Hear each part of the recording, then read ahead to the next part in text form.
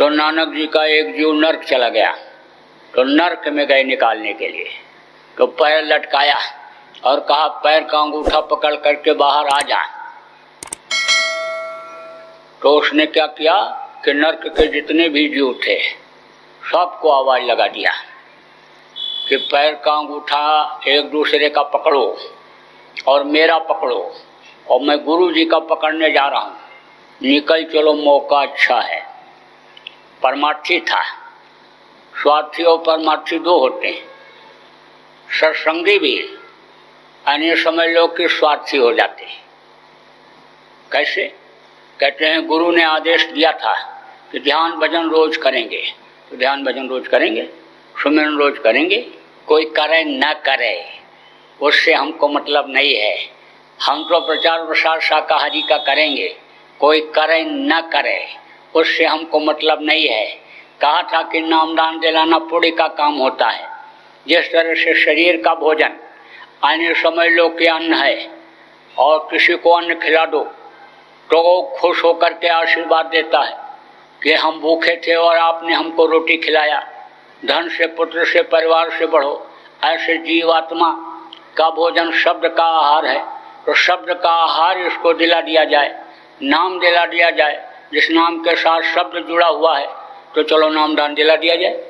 तो नामदान दिलाने के बाद फिर ये सोच लेते हैं कि भाई अब हमारी जिम्मेदारी खत्म हो गई, अब तो नामदान लेने वाला जाने और नामदान देने वाला जाने। तो वो कौन होते हैं? वो स्वार्थी होते हैं। और एक होता है परमार्थी। भी भाई आदेश का पालन हमको करना है, सुमिरन ध्यान भजन रोज हमको करना है और लोगों को भी कराना है, बुला बुला करके बैठाना है, उनके घरों में भी जा करके समझा करके उनको करवाना है, प्रचार प्रसार में हमको भी जाना है, इनको ले जाना है। तन की सेवा, मन की सेवा, धन की सेवा हमको करनी है, दूसरों से हमको कराना है। नामदान दिलाने के बाद सुमिरन समझाना जरूरी है, ध्यान लगवाना, ध्यान सिखाना, भजन कराना जरूरी है। तो वो होता है परमार्थी।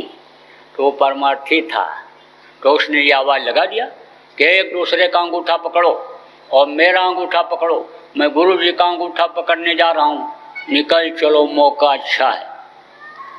तो गुरु ने ऐतराज किया, कहा ये क्या कर रहे हो?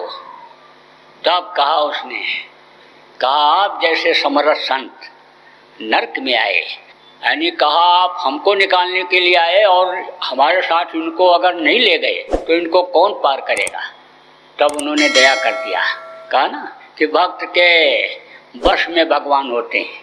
कहा गया कि भक्त जैसा चलता है उनके पैर के नीचे भगवान का हाथ हुआ करता है। तब उन्होंने दया किया, तो नानक जाए अंगूठा बोरा और सब जीवन का किया निवेरा। जितने भी जीव थे सब पार हो गए थे। तो भक्ति तो होनी चाहिए। अब दिखावे की भक्ति नहीं होती। बहुत से लोग दिखावे की भक्ति करते हैं, यानी कहते ज़्यादा हैं और करते कम हैं। लेकिन जो भगत होता है वो करता रहता है और करता रहता है, कहता कुछ नहीं, तो उसका काम सामने उभर करके आ जाता है। तो अब आप मोटी बात ये समझो कि जितने भी पहले की पूजा उपासना थी वो अब इस समय पर संतों ने खत्म कर दिया। जो समर्थ गुरु हुए उन्होंने खत्म कर दिया। आँखों के बीच से जो रास्ता गया हुआ है, आँखी मध्य पाँखी चमके और पाँखी मध्य द्वारा ते द्वारे दूरबीन लगावे उतरे भवजल पारा। इन्हीं आँखों के बीच से रास्ता गया हुआ। इसी को मुसलमान फकीर ने भी कहा कि ऐन के अधर, ऐन माने ये चेहरा, ऐन के अधर दो चश्म के बीच, चश्म माने आँखें, आँखों के बीच में देखो खोजो जहाँ झलक तारा। ऋषि मुनियों ने कहा अंदर में प्रकाश है। हजरत मोहम्मद साहब ने कहा अंदर में रोशनी है। ईसा मसीह ने कहा if thine eye be single thy whole body shall be full of light. उन्होंने भी इसी चीज़ को कहा। तो जहाँ झलक तारा उसी बीच खुद खुदा का तख्त है, उसी के बीच में वो परमात्मा बैठा हुआ है। वो अल्लाह ताला पाक परवरदिगार जिसको कहा गया वो बैठा हुआ है। तो कहा शिस्त से देख, यानी तीसरी आँख से देखो। इन्हीं दोनों आँखों के बीच में जो तीसरी आँख है उससे देखो, उससे वो दिखाई पड़ेगा, इन चर्म चक्षुओं से नहीं दिखाई पड़ेगा। आत्म चक्षु जब तुम्हारा खुलेगा, शिव नेत्र जब तुम्हारा खुलेगा, तब वो तुमको दिखाई पड़ेगा। उसको खोल करके उसको देखो तो वो तो तुमको बुला रहा है, वो तो तुमको सबको देने के लिए तैयार है। तो जब वो मिल जाएगा तो उसी की बनाई हुई ये सारी दुनिया है। पापी पेट के लिए फिर इंसान को गुनाह करने, गलती करने की जरूरत नहीं पड़ी।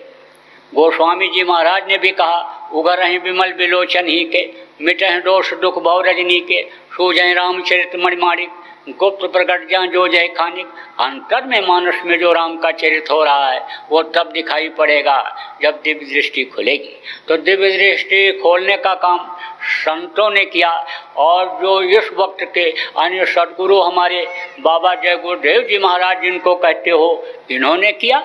इनके पास कितने भी लोग गए, लेकिन उन्होंने किसी से भी परहेज नहीं किया, क्योंकि संत जो होते हैं वो जाति पाति और अमीर गरीब और पढ़े लिखे का भेद नहीं रखते हैं। वो तो जीवात्माओं को देखते हैं। आप तो शरीर को देखते हो, कपड़े को देखते हो, दाढ़ी बाल को देखते हो, और वो रूहों को देखते हैं, जीवात्माओं को देखते हैं। तो सबके अंदर तो उसी मालिक की अंश है।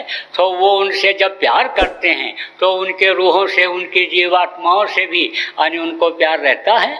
इसलिए गुरु महाराज ने किसी को नहीं ठुकराया, सबको गले लगाया, सबको रास्ता बताया, और कितने लोगों को पार कर दिया।